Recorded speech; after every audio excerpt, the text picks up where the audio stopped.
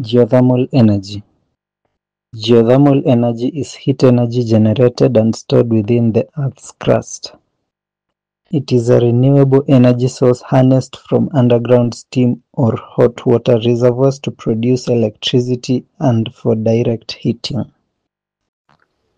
Geothermal energy in Kenya is harnessed from underground heat in the Rift Valley region.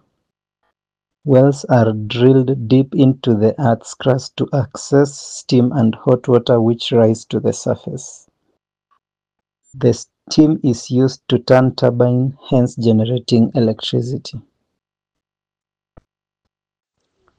Geothermal energy is important in Kenya's energy sector because it provides a reliable and sustainable source of electricity.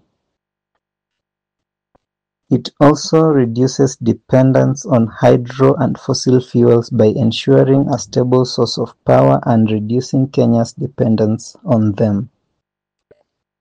Renewable energy source. Geothermal energy helps lower carbon emissions, making it an environmentally friendly option. It also supports economic growth by creating jobs in energy production, infrastructure development, and research. Geothermal energy is cost-effective as it provides a stable power supply with lower operational costs.